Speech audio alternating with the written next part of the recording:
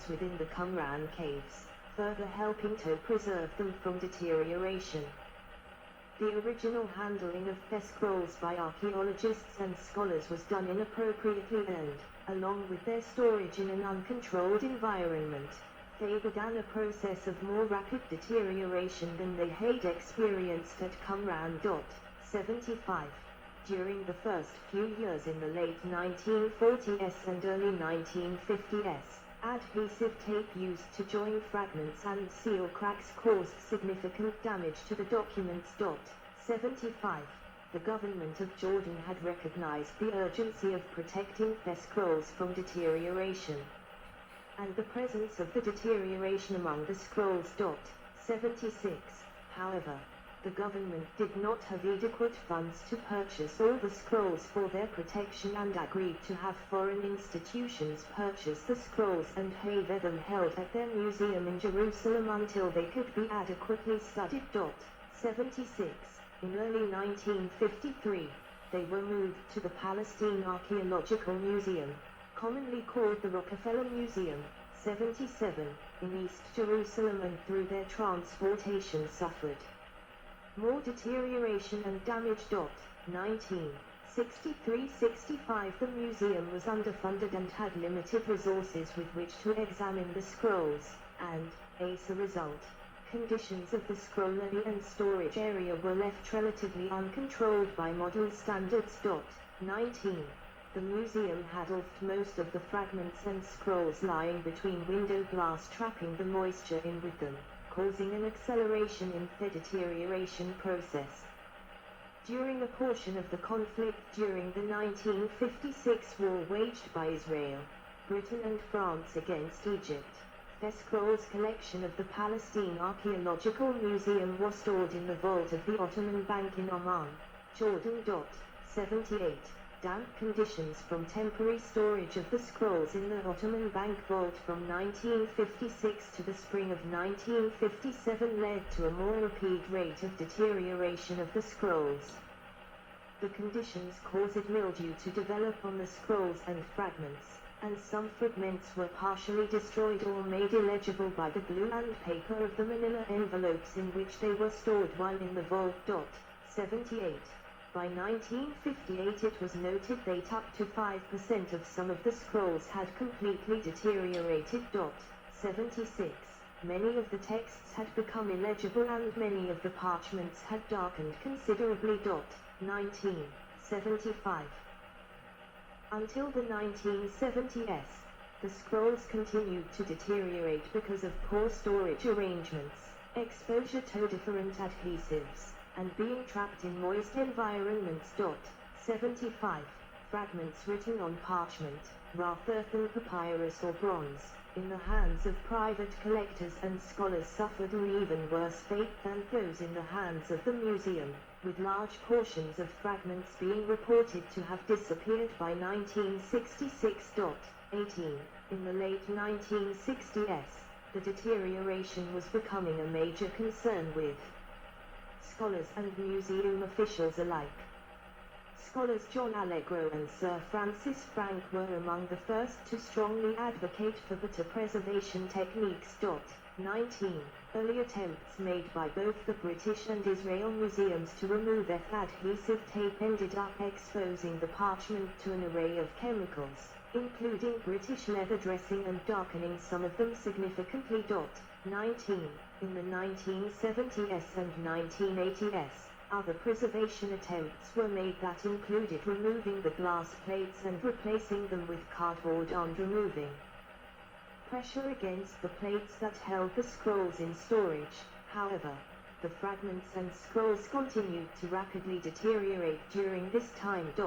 75. In 1991, the Israeli Antiquities Authority established a temperature-controlled laboratory for the storage and preservation of the scrolls. The actions and preservation methods of Rockefeller Museum staff were concentrated on the removal of tape, oils, metals, salt, and other contaminants. 75.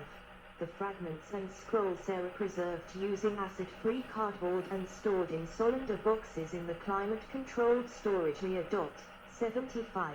9 tiny phylactery slips were rediscovered by the Israel Antiquities Authority, IAA, in 2014, after they had been stored unopened for 6 decades following their excavation in 1952.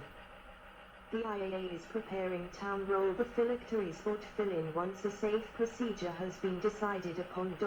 7980 Photography and assembly. Since the Dead Sea Scrolls were initially held by different parties during and after the excavation process, they were not all photographed by the same organization. First photographs by the American Schools of Oriental Research, 1948. The first individual person to photograph a portion of the collection was John C. Trevor, 1916-2006, a biblical scholar and archaeologist, who was a resident for the American Schools of Oriental Research. 1968 he photographed 3 of the scrolls discovered in Cave 1 on the 21st of February 1948, both on black and white and standard color film. 1926, 17, 396, 81.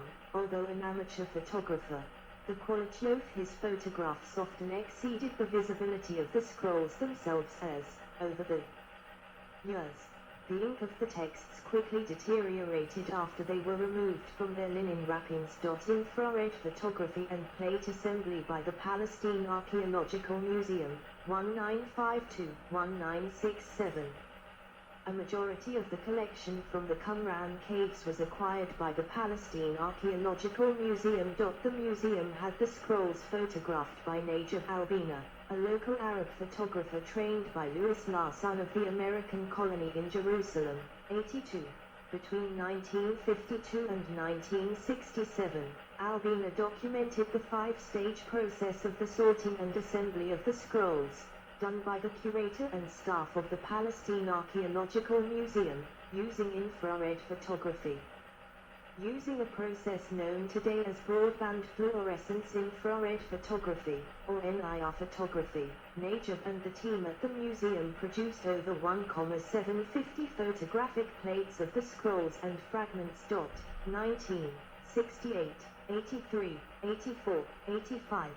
The photographs were taken with scrolls laid out on animal skin, using large format film, which caused the text to stand out, making the plates especially useful for assembling fragments. 1968. These are the earliest photographs of the museum's collection, which was the most complete in the world at the time, and they recorded the fragments and scrolls before their further decay in storage, so they are off. Yes, I need a break. Dead Sea Scrolls. So I will charge the camcorder. I think I will read about the temple of Jerusalem next.